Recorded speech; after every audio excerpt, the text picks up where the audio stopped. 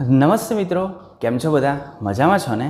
આપણે ધોરણ 11ના જે કેમેસ્ટ્રી છે એ કેમેસ્ટ્રીમાં આજનો આપણો ટોપિક છે 3.7.3 કે જેનું નામ છે આવર્તી વલણ અને રાસાયણિક પ્રતિક્રિયાત્મકતા, અને આ આપણા ચેપ્ટરનો 16મો વિડીયો છે. તો ચાલો આપણે આખો પાઠ જે કમ્પ્લીટ કરી નાખ્યો છે એની નાની એવી સમરી આની અંદર જોવાનું છે. મોસ્ટ ઓફ બધી આપણે આની અંદર જે ચર્ચા કરશું એ આગળ ચેપ્ટરની અંદર આવી ગઈ છે, બરાબર? તો આવર્તી વલણ અને રાસાયણિક પ્રતિક્રિયાત્મકતા આપણને કેવી રીતે જોવા મળે એની આપણે ચર્ચા કરશું. તો ચલો ડિયરો, હવે આ ચેપ્ટરની અંદર કેટલાક આવર્તી ગુણધર્મોનો આપણે અભ્યાસ કરી ગયા. દાખલા તરીકે આવર્તની અંદર જે પરમાણ્વીય ત્રિજ્યા જોવા મળે છે, આયનીય ત્રિજ્યા જોવા મળે છે, આયનીકરણ એન્થાલ્પી જોવા મળે છે, ઇલેક્ટ્રોન પ્રાપ્તિ એન્થાલ્પી જોવા મળે છે, એની સંયોજકતા આપણને જોવા મળે છે. તો આ બધી જે બાબતો છે એ બાબતોની અંદર આવર્તમાં કેવા પ્રકારનું વલણ જોવા મળે, યાની એનો જે આવર્તી ગુણધર્મ છે એની ચર્ચા આપણે કરી ગયા છીએ. અને આપણે એ વસ્તુ પણ જાણીએ છીએ કે આ બધી જે આવર્તિતા છે એને એની ઇલેક્ટ્રોનની રચના સાથે સીધો સંબંધ છે. તો એને આધારે આપણે કહી શકીએ કે આ ભૌતિક અને રાસાયણિક ગુણધર્મો છે એ તત્વોની ઇલેક્ટ્રોનીય રચનાની અભિવ્યક્તિ છે. કારણ કે જો સંયોજકતા કક્ષાની ઇલેક્ટ્રોન રચના સરખી હોય ને મારા ભાઈ, તો એના રાસાયણિક ગુણધર્મો એક સમાન હોય. એટલે કે જો રાસાયણિક ગુણધર્મો એક સમાન હોય તો એની સંયોજકતા કક્ષાની ઇલેક્ટ્રોન રચના લગભગ એક સમાન હોવી જોઈએ. તો આ જે ગુણધર્મો છે એ ગુણધર્મો ઇલેક્ટ્રોન રચનાની અભિવ્યક્તિ કરે છે. તો હવે આપણે આ જે તત્વો છે એ તત્વોના મૂળભૂત ગુણધર્મો અને તેની જે પ્રતિક્રિયાત્મકતા છે એ પ્રતિક્રિયાત્મકતા એમના વચ્ચેનો સંબંધ શોધવા માટે પ્રયત્ન કરશું. તો ચાલો એમના વચ્ચેનો સંબંધ મેળવીએ કે આની અંદર આપણને શું જોવા મળે છે. ચલો ડિયરો, આપણે જાણીએ છીએ કે જો કોઈ પણ આવર્ત છે એ આવર્તમાં આપણે ડાબી બાજુથી જમણી બાજુ તરફ જઈએ તો શું થાય? તો ડાબી બાજુથી જમણી બાજુ તરફ જઈએ ને તો પરમાણ્વીય ત્રિજ્યા એની ઘટે, એની આયનીય ત્રિજ્યાની અંદર પણ શું થાય? ઘટાડો થાય. તો એની પરમાણ્વીય ત્રિજ્યા અને આયનીય ત્રિજ્યાની અંદર આપણને ઘટાડો જોવા મળે. અને પરિણામે આપણે આવર્તની અંદર જોઈએ તો ડાબી બાજુથી જમણી બાજુ તરફ જશું તો એની આયનીકરણ એન્થાલ્પીનું મૂલ્ય વધશે. જેમ આપણે ડાબી બાજુથી જમણી બાજુ તરફ જશું આ પરમાણ્વીય ત્રિજ્યાની અંદર ઘટાડો થાય છે, અને ત્રિજ્યા ઘટે એટલે આયનીકરણ એન્થાલ્પીના મૂલ્યમાં શું થશે? વધારો થશે. તો આ આયનીકરણ એન્થાલ્પીનું મૂલ્ય વધતું જણાશે. જ્યારે સામે આપણે ઇલેક્ટ્રોન પ્રાપ્તિ એન્થાલ્પીની વાત કરીએ તો આવર્તમાં ઇલેક્ટ્રોન પ્રાપ્તિ એન્થાલ્પીનું મૂલ્ય પણ વધુ ને વધુ ઋણ બનતું જાય છે. તો આવર્તમાં ડાબી બાજુથી જમણી બાજુ તરફ આવા વલણો આપણને જોવા મળે છે જે આગળ આપણે ભણી જ ગયા છીએ. આ દરેક વલણો વિશે આપણે સવિસ્તાર ભણેલા છીએ. ચલો, આ બાબત ઉપરથી આપણે કેવું હોય તો કહી શકીએ કે કોઈ પણ આવર્તમાં આપણે ડાબી બાજુથી જમણી બાજુ તરફ જઈએ તો આયનીકરણ એન્થાલ્પીનું મૂલ્ય શું થાય છે? વધે છે. તો આયનીકરણ એન્થાલ્પીનું મૂલ્ય સૌથી ઓછું ક્યાં હશે? તો આગળના ભાગમાં. આ બાજુના જે તત્વો છે, યાની આલ્કલી ધાતુ છે, આલ્કલાઇન અર્ધ ધાતુ તત્વો આપણને જે જોવા મળે છે એમાં આલ્કલી ધાતુ અને આલ્કલાઇન અર્ધ ધાતુ તત્વની અંદર આયનીકરણ એન્થાલ્પીનું મૂલ્ય સૌથી ઓછું હશે. કારણ કે આમથી આમ જઈએ એટલે આયનીકરણ એન્થાલ્પીના મૂલ્યમાં શું થાય? વધારો થાય. રેડી?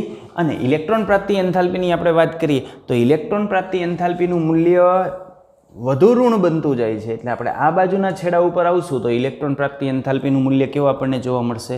વધુ ઋણ જોવા મળશે. તો આ પ્રકારનું વલણ આપણને જોવા મળતું હોય છે. આમાં આપણે ઉમદા વાયુ તત્વોનો સમાવેશ નથી કરતા, કારણ કે ઉમદા વાયુ તત્વોની જે કક્ષા છે એ સંપૂર્ણ ભરાયેલી હોય, અને એ સંપૂર્ણ ભરાયેલી હોય એટલે એની ઇલેક્ટ્રોન પ્રાપ્તિ એન્થાલ્પીનું મૂલ્ય ધન મળે છે. બરાબર? એ અપવાદ છે. આપણે ભણી ગયા હતા ને કે આવર્તમાં ડાબી બાજુથી જમણી બાજુ તરફ જઈએ તો ઇલેક્ટ્રોન પ્રાપ્તિ એન્થાલ્પીનું મૂલ્ય વધુ ને વધુ ઋણ બનતું જાય. પણ નિષ્ક્રિય વાયુ છે ને એ એમાં અપવાદ છે, કારણ કે એની ઇલેક્ટ્રોન પ્રાપ્તિ એન્થાલ્પીનું મૂલ્ય પણ ધન આપણને મળે, કારણ કે એ ઓલરેડી સ્થાયી છે એટલા માટે. ઓકે? તો આને લઈને આપણે કહીએ તો આધુનિક આવર્ત કોષ્ટકના જે બંને છેડાઓ છે એ બંને છેડા ઉપર રાસાયણિક પ્રતિક્રિયાત્મકતા વધારે હોય. આ બાજુ રાસાયણિક પ્રતિક્રિયાત્મકતા શા માટે વધારે હોય? કારણ કે એની આયનીકરણ એન્થાલ્પીનું મૂલ્ય ઓછું છે એટલે એના ધાત્વિય ગુણધર્મ પ્રભાવી હોય. અને આ બાજુનો જે છેડો છે એ બાજુ રાસાયણિક પ્રતિક્રિયાત્મકતા શા માટે વધારે હોય? કારણ કે એની ઇલેક્ટ્રોન પ્રાપ્તિ એન્થાલ્પીનું મૂલ્ય વધુ ઋણ છે એટલે ત્યાં અધાત્વીય ગુણધર્મ વધારે પ્રભાવી હોય. અને મધ્ય ભાગના જે તત્વો છે એની પ્રતિક્રિયાત્મકતા પ્રમાણમાં ઓછી હોય. ઓકે? આપણે આગળ પણ ચર્ચા કરી ગયા હતા શરૂઆતની અંદર કે આપણે એક આવર્તમાં ડાબી બાજુથી જમણી બાજુ તરફ જઈએ એટલે એની પ્રતિક્રિયાત્મકતા ઘટે, અને ઘટી અને વળી પાછી હેલોજને ક્યાં થાય? મહત્તમ થાય. ભણ્યા હતા ને? કે અહીંયા પ્રતિક્રિયાત્મકતા વધારે હોય, પછી આમ નીચે જઈએ એટલે પ્રતિક્રિયાત્મકતા ઘટતી જાય, અને પછી વળી પાછી પ્રતિક્રિયાત્મકતા વધે અને વધી હેલોજન ક્યાં થઈ જાય? મેક્સિમમ થઈ જાય. તો આ ભાગ છે ત્યાં પ્રતિક્રિયાત્મકતા કેવી હશે? વધારે હશે. આ બાજુનો ભાગ છે ત્યાં પણ પ્રતિક્રિયાત્મકતા કેવી હશે? વધારે હશે. અને વચ્ચેનો આ જે ભાગ છે ત્યાં રાસાયણિક પ્રતિક્રિયાત્મકતા સાપેક્ષમાં આપણને કેવી જોવા મળશે? ઓછી જોવા મળશે. ઓકે, તો આમ આપણે ચર્ચા કરી એ રીતે શબ્દશઃ કેવું હોય તો કહી શકીએ કે આ ડાબી બાજુના જે તત્વો છે એ ડાબી બાજુના તત્વોની રાસાયણિક પ્રતિક્રિયાત્મકતા શા માટે વધારે હોય છે?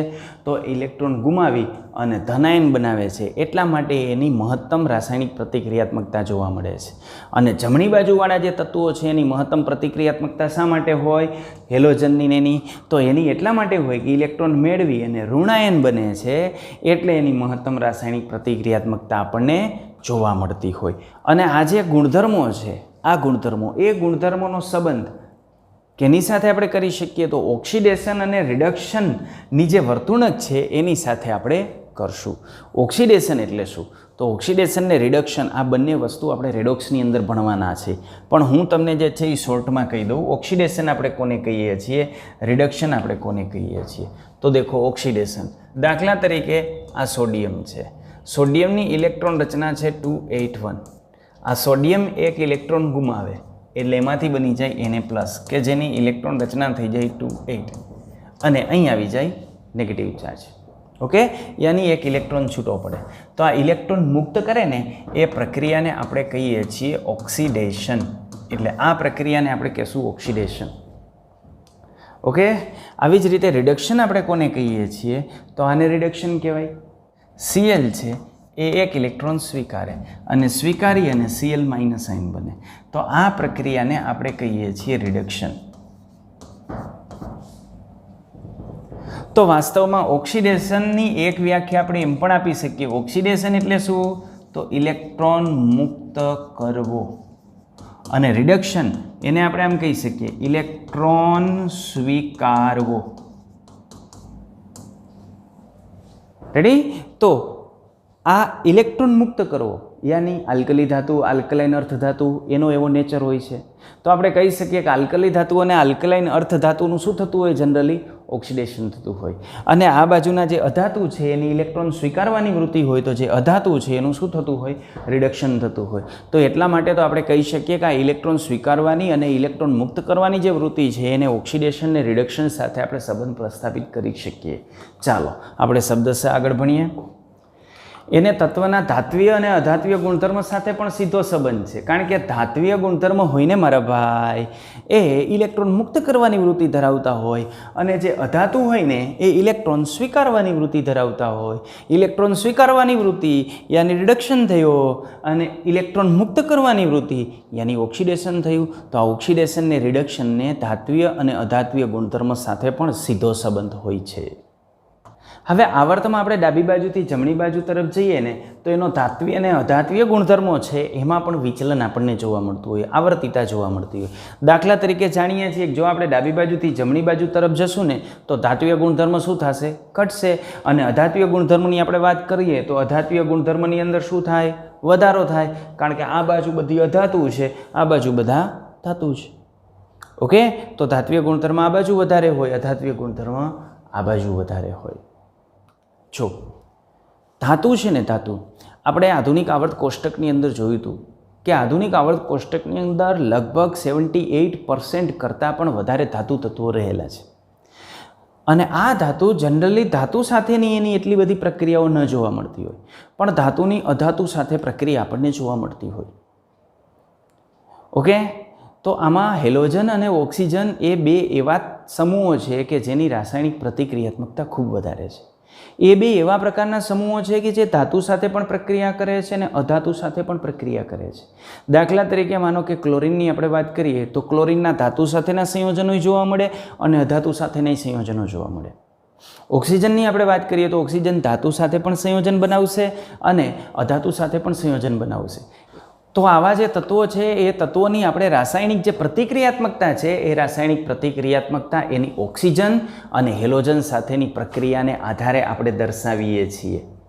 પણ અહીં આપણે માત્ર ને માત્ર કોની સાથેની પ્રક્રિયાની વાત કરશું તો ઓક્સિજન સાથેની જે પ્રક્રિયા છે એની સાથેની જે પ્રતિક્રિયાત્મકતા છે એની વાત આપણે અહીં કરવાની છે. અહીં આવર્ત કોષ્ટકના જે બંને છેડાના તત્વો છે એની પ્રતિક્રિયાત્મકતા ઓક્સિજન પ્રત્યે વધારે હોય, એટલે બંને છેડા ઓક્સિજન પ્રત્યે સરળતાથી પ્રક્રિયા કરી અને જુદા જુદા ઓક્સાઇડ સંયોજન બનાવે છે. સૌથી ડાબી બાજુના તત્વોની આપણે વાત કરીએ તો ડાબી બાજુના જે તત્વો છે એ તત્વો કેવી પ્રકૃતિ ધરાવતા હશે? ધાતુ પ્રકૃતિ ધરાવતા હશે. તો તમે આગળ ભણી ગયા છે ધાતુના જે ઓક્સાઇડ હોય એની પ્રકૃતિ કેવી હોય? તો ધાતુના જે ઓક્સાઇડ હોય એની પ્રકૃતિ બેઝિક હોય. તો આ જે ડાબી બાજુના જે તત્વો છે એ તત્વોની આપણે વાત કરીએ તો એના સામાન્ય ઓક્સાઇડ સૌથી વધુ બેઝિક હોય. શા માટે? તો આ ડાબી બાજુના છેડાના જે તત્વો છે એ તત્વો કેવા નેચર ધરાવતા હોય? મેટાલિક નેચર ધરાવતા હોય, ધાત્વિય ગુણધર્મ ધરાવતા હોય, અને ધાતુના ઓક્સાઇડ હંમેશા કેવા હોય? બેઝિક હોય. આવા ઉદાહરણ આપણે એના લઈ શકીએ. જ્યારે આપણે જમણી બાજુના જે છેડાની વાત કરીએ તો જમણી બાજુના જે તત્વો હોય એ તત્વોના ગુણધર્મો અધાત્વિય ગુણધર્મો હોય, અને અધાતુના ઓક્સાઇડ કેવી પ્રકૃતિ ધરાવતા હોય? એસિડિક પ્રકૃતિ ધરાવતા હોય. એટલે એ વધુ એસિડિક હોય કારણ કે એનો અધાત્વિય ગુણધર્મો પ્રભાવી હોય. આ બાજુ ધાત્વિય ગુણધર્મો પ્રભાવી હોય એટલે એના ઓક્સાઇડ બેઝિક પ્રકૃતિ વધારે પ્રભાવી જોવા મળે, અને આ બાજુવાળા છે એમાં અધાત્વિય ગુણધર્મો વધારે પ્રભાવી હોય માટે એ વધુ એસિડિક પ્રકૃતિ ધરાવતા હોય. એના ઉદાહરણની અંદર આપણે જોઈએ તો Cl2O7, ઘણા બધા ઉદાહરણો લખી શકાય પણ એક હું દર્શાવું છું Cl2O7, તો એ એસિડિક પ્રકૃતિ ધરાવે છે. ચલો વચ્ચેવાળાનું શું થશે? તો મધ્ય ભાગવાળા છે એની વાત કરીએ તો મધ્ય ભાગના જે તત્વોના ઓક્સાઇડ છે એ ઓક્સાઇડની અંદર બે ટાઈપ આપણને જોવા મળે. એક ઉભય ગુણધર્મી. ઉભય ગુણધર્મીની અંદર જે Al2O3 છે, આર્સેનિકનો ઓક્સાઇડ છે As2O3, આ ઉભય ગુણધર્મી છે. અને બીજો તટસ્થ, એની અંદર carbon monoxide, nitric oxide, nitrogen છે ને એ અધાતુ છે. જો કાર્બન છે ને એ અધાતુ છે પણ કાર્બનના બે ઓક્સાઇડ CO અને CO2 આ બે જોવા મળે. એમાં આ જે છે ને એ તટસ્થ હોય અને CO2 છે ને એનો નેચર કેવો હોય? એસિડિક હોય. નાઇટ્રોજનના 5 ઓક્સાઇડ આપણને જોવા મળે. NO જોવા મળે, N2O જોવા મળે, NO2 જોવા મળે, N2O3 આપણને જોવા મળે, N2O5 આપણને જોવા મળે, N2O4 આપણને જોવા મળે. આમાં આ પહેલા બે છે ને એ તટસ્થ હોય અને બાકીના બધા જે છે ને એ એસિડિક નેચર દર્શાવતા હોય. ઓકે, તો તટસ્થની અંદર carbon monoxide, nitric oxide, nitrous oxide, આને કહેવાય લાફિંગ ગેસ, N2O યાની લાફિંગ ગેસ, તો તટસ્થ ઓક્સાઇડ બને. હવે ઉભય ગુણધર્મી ને તટસ્થમાં તફાવત શું હોય? તો આ જે ઉભય ગુણધર્મી છે ને એ ઉભય ગુણધર્મી ઓક્સાઇડ એ એવા પ્રકારના ઓક્સાઇડ હોય કે જે એસિડ અને બેઝ બંનેની સાથે રાસાયણિક પ્રક્રિયા કરી શકે. જો તમે એની એસિડ સાથે પ્રક્રિયા કરો ને તો પોતે બેઝ તરીકે વર્તે, અને જો તમે એની બેઝ સાથે પ્રક્રિયા કરો ને તો એ પોતે એસિડ તરીકે વર્તે. યાની ઉભય ગુણધર્મી એટલે શું? તો આ ઉભય ગુણધર્મી ઓક્સાઇડ એસિડ અને બેઝ બંનેની સાથે પ્રક્રિયા કરી શકે. જ્યારે તટસ્થ હોય ને એ આવી રીતે ક્યારેય એસિડ અને બેઝ તરીકે વર્તી શકતા નથી. એટલે આ મૂળભૂત એનો તફાવત છે. તો અહીં ઓક્સાઇડ જે આપણને જોવા મળે છે એ ઓક્સાઇડની અંદર આપણને 4 ટાઈપ જોવા મળી. ડાબી બાજુવાળા તત્વના જે ઓક્સાઇડ છે એ પ્રભાવી બેઝ હશે, યાની પ્રબળ બેઝ તરીકે વર્તતા હશે. જમણી બાજુનો જે છેડો છે એના જે ઓક્સાઇડ હશે એ પ્રબળ એસિડ તરીકે વર્તતા હશે, પ્રબળ એસિડિક પ્રકૃતિ ધરાવતા હશે. અને મધ્ય ભાગની અંદર આપણને ઉભય ગુણધર્મી અને તટસ્થ જોવા મળશે. ઓકે, યાની માનો કે આપણે એક આવર્તની સાપેક્ષમાં કેવું હોય તેમ કહી શકીએ, કોઈ પણ આવર્તની અંદર આપણે ડાબી બાજુથી આમ જમણી બાજુ તરફ જઈએ, માનો કોઈ આવર્ત છે અને એ આવર્તની અંદર આપણે ડાબી બાજુથી આમ જમણી બાજુ તરફ જઈએ તો જે ધાતુ છે એ ધાતુના ઓક્સાઇડ, અહીંયા આપણે એક તત્વ લઈએ છીએ ને એના ઓક્સાઇડ MXOY દર્શાવી દઉં છું, તો એ શરૂઆતમાં એનો ગુણધર્મ કેવો હશે? બેઝિક હશે. પછી આ બેઝિક ગુણધર્મ શું થશે? ઘટતો જશે, ઘટતો જશે, ઘટતો જશે. પછી અહીંયા કેવો આવશે? એમ્ફોટેરિક યાની ઉભય ગુણધર્મી અને તટસ્થ આવશે.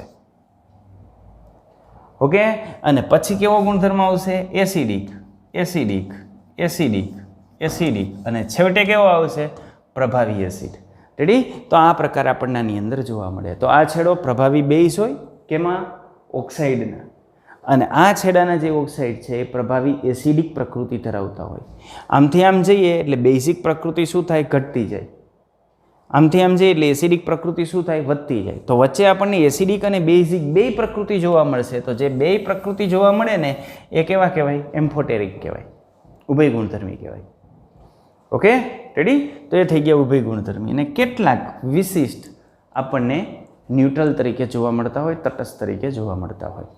ઓકે, ચલો હવે આપણે આવર્તની અંદર સાથે સાથે પરમાણ્વીય ત્રિજ્યાની વાત કરી લઈએ. તો પરમાણ્વીય ત્રિજ્યા તો આપણે જાણીએ જ છીએ કે કોઈ પણ આવર્ત છે એની અંદર જો આપણે ડાબી બાજુથી જમણી બાજુ તરફ જઈએ, આપણે કોઈ પણ આવર્ત લઈ લઈએ અને એ આવર્તમાં ડાબી બાજુથી જમણી બાજુ તરફ જઈએ તો પરમાણ્વીય ત્રિજ્યાની અંદર શું થાય? ઘટાડો થાય. પણ બીજા આવર્તની અંદર પરમાણ્વીય ત્રિજ્યામાં જેટલો ઘટાડો થાય ને એટલો ત્રીજામાં ન થાય, અને ત્રીજામાં જે ઘટાડો થાય ને એટલો ચોથા આવર્તમાં ન થાય. યાની જે પ્રતિનિધિ તત્વો છે એની પરમાણ્વીય ત્રિજ્યામાં ખૂબ ઘટાડો થતો હોય છે, પણ સંક્રાંતિ ધાતુ તત્વો છે, આંતર સંક્રાંતિ ધાતુ તત્વો છે, એની જે પરમાણ્વીય ત્રિજ્યામાં જે ઘટાડો હોય ને એ ખૂબ ઓછો થઈ ગયો હોય. ઓછો થાય છે એની પાછળનું કારણ એનો કેન્દ્રીય વીજભાર વધી જતો હોય છે. કારણ કે એક સમૂહમાંથી આપણે એક આવર્તમાંથી બીજા આવર્તમાં જઈએ ને ત્યાં કેન્દ્રની અંદર 18 પ્રોટોનનો પ્લસ થતા હોય, આગળ જઈએ તો 32 પ્રોટોન પ્લસ થતા હોય. તો પ્રભાવી જે કેન્દ્રીય વીજભાર છે એ કેન્દ્રીય વીજભાર ખૂબ પ્રભાવી હોય, એને લઈને પરમાણ્વીય ત્રિજ્યામાં જે ઘટાડો થતો હોય છે એ ઘટાડો ખૂબ ઘટી જતો હોય છે. ઓકે, તો ચાલો એની આપણે વાત કરીએ. તો શબ્દશઃ આપણે આ રીતે કહી શકીએ કે આવર્તમાં ડાબી બાજુથી જમણી બાજુ તરફ આપણે જઈએ ને તો પ્રતિનિધિ તત્વોની સરખામણીમાં જે 3D શ્રેણી છે યાની સંક્રાંતિ તત્વો છે એની પરમાણ્વીય ત્રિજ્યામાં થતો ઘટાડો કેવો હોય? ખૂબ જ ઓછો આપણને જોવા મળે. અને આ પરમાણ્વીય ત્રિજ્યામાં થતો ફેરફાર આંતર સંક્રાંતિ તત્વોની અંદર પણ કેવો જોવા મળે? ખૂબ ઓછો જોવા મળે. એ તો સંક્રાંતિ તત્વો કરતાંય ઓછો જોવા મળે. રેડી? હવે જો પરમાણ્વીય ત્રિજ્યાનો ફેરફાર જ આ દિશામાં ઓછો જોવા મળે તો એના પરથી તમે આયનીકરણ એન્થાલ્પી, ઇલેક્ટ્રોન પ્રાપ્તિ એન્થાલ્પી વિશે કંઈ કહી શકો?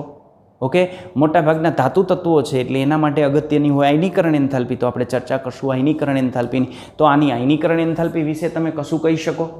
તો સંક્રાંતિ તત્વો વિશે આપણે આ બાજુથી આ બાજુ તરફ જઈએ તો આયનીકરણ એન્થાલ્પીનું મૂલ્ય વધશે, પણ એ જે આયનીકરણ એન્થાલ્પીનું મૂલ્ય છે એ આલ્કલી ધાતુ તત્વ કરતાં કેવું હશે? વધારે હશે. પણ પી વિભાગના જે તત્વો છે એના કરતાં કેવું હશે? ઓછું હશે. તો આપણે શું કહી શકીએ? આને સંક્રાંતિ તત્વો આપણે કહીએ છીએ. એની પાછળનું કારણ શું છે? અરે એના ગુણધર્મો એસ અને પી વિભાગની વચ્ચે સંક્રાંતિ કરે છે એટલા માટે. તો આની જે આયનીકરણ એન્થાલ્પી છે આયનીકરણ એન્થાલ્પી પણ આપણને એસ અને પી વિભાગના તત્વો વચ્ચેનું એ આયનીકરણ એન્થાલ્પીનું મૂલ્ય આપણને મળશે. તો આને લઈને આપણે કહી શકીએ કે સમૂહ 1 અને 2 યાની આલ્કલી ધાતુ અને આલ્કલાઇન અર્ધધાતુ તત્વો છે એના કરતાં આનો ધાત્વીય ગુણધર્મ ઓછો હશે, યાની આ ઓછી વિદ્યુત ધન્મય હશે. તો આપણે જો સમૂહની વાત કરીએ તો સમૂહમાં આયનીકરણ એન્થાલ્પીમાં શું થાય? સમૂહમાં આપણે ઉપરથી નીચે તરફ આપણે જઈએ છીએ તો ઉપરથી નીચે તરફ જતાં પરમાણ્વીય ત્રિજ્યાની અંદર શું થશે? તો પરમાણ્વીય ત્રિજ્યા એની વધશે અને સાથે સાથે એની આયનીય ત્રિજ્યા છે એ આયનીય ત્રિજ્યાની અંદર પણ આપણને શું જોવા મળશે? વધારો જોવા મળશે. એક સમૂહમાં આપણે ઉપરથી નીચે તરફ જઈએ છીએ અને ઉપરથી નીચે તરફ જશું તો એની પરમાણ્વીય ત્રિજ્યા અને આયનીય ત્રિજ્યામાં આપણને વધારો જોવા મળે અને પરિણામે ધીરે ધીરે ઉપરથી નીચે તરફ જઈએ પરમાણ્વીય ત્રિજ્યા વધે છે. પરમાણ્વીય ત્રિજ્યા વધે છે એટલે આયનીકરણ એન્થાલ્પીનું મૂલ્ય શું થશે? ઘટશે. તો આ પરમાણ્વીય ત્રિજ્યાનું મૂલ્ય વધે એટલે આયનીકરણ એન્થાલ્પીનું મૂલ્ય ક્રમશઃ ધીમે ધીમે ઘટતી જશે અને સામે જે ઇલેક્ટ્રોન પ્રાપ્તિ એન્થાલ્પી છે એ નિયમિત રીતે ઘટતી જશે. એમાં નિયમિતતા જોવા મળે છે એટલે એ નિયમિત રીતે ઘટતી જશે. અને આવર્તની આપણે વાત કરીએ તો ત્રીજા આવર્તના તત્વોની અંદર આપણને કેટલાક અપવાદ જોવા મળે છે. એ અપવાદની આગળ આપણે ચર્ચા કરી ગયા છીએ. ચાલો, જ્યારે સમૂહમાં આપણે ઉપરથી નીચે તરફ જશું તો ધાત્વીય ગુણધર્મમાં શું થશે? તો ધાત્વીય ગુણધર્મ ઉપરથી નીચે તરફ જાય એટલે વધે, અધાત્વીય ગુણધર્મ ઉપરથી નીચે તરફ જાય એટલે ઘટે. તો અધાત્વીય ગુણધર્મ ઘટશે, ધાત્વીય ગુણધર્મ વધશે. આવો સમૂહની અંદર ઉપરથી નીચે તરફ જતા વલણ આપણને જોવા મળતું હોય છે. તો જેટલી જગ્યાએ ધાત્વીય અને અધાત્વીય ગુણધર્મ આવે એને આપણે કોની સાથે? તો રિડક્શન અને ઓક્સિડેશન સાથે આપણે સાંકળી શકીએ. તો આને પણ આપણે રિડક્શન અને ઓક્સિડેશન સાથે સાંકળી શકીએ. અને એ સમૂહની અંદર આપણને જે વલણો જોવા મળે છે એ વલણો સંક્રાંતિ તત્વોના જે વલણો છે એ આનાથી આપણને ઉલટા જોવા મળશે. અને એનું કારણ એના પરમાણ્વીય કદ અને એની જે આયનીકરણ એન્થાલ્પી છે એના દ્વારા આપણે એને સમજી શકીએ. હવે વાસ્તવમાં આ જે સંક્રાંતિ તત્વો છે એ સંક્રાંતિ તત્વોના પરમાણ્વીય કદ અને એની ΔIH આનો આપણે સવિસ્તાર અભ્યાસ કરશું ધોરણ 12ની અંદર ડી વિભાગના તત્વો, ડી અને એફ વિભાગના તત્વો, આ ચેપ્ટરની અંદર આપણે એનો અભ્યાસ કરશું ત્યારે તમને ખ્યાલ આવશે કે સંક્રાંતિ ધાતુ તત્વોના જે પરમાણ્વીય કદ છે ને એ ખૂબ નજીક નજીક હોય છે, ખૂબ નજીક નજીક. એટલે પરમાણ્વીય કદમાં તમે સમૂહમાં ઉપરથી નીચે તરફ જાઓ તો વધારો થવો જોઈએ, પણ આમાં તો વધારો નથી થતો. ક્યાંક તો એવું જોવા મળે કે એના પરમાણ્વીય કદ સમૂહમાં સરખા જોવા મળે. હવે જો સમૂહમાં સરખા જોવા મળે તો સામે કેન્દ્રીય વીજભાર તો વધી ગયો હોય, તો કેન્દ્રીય વીજભારના વધારાને લઈને એના આવા ગુણધર્મોની અંદર કેટલીક અનિયમિતતા જોવા મળે છે અને આ અનિયમિતતાનો આપણે અભ્યાસ કરશું ધોરણ 12ની અંદર. Okay, thank you. Like, share and subscribe.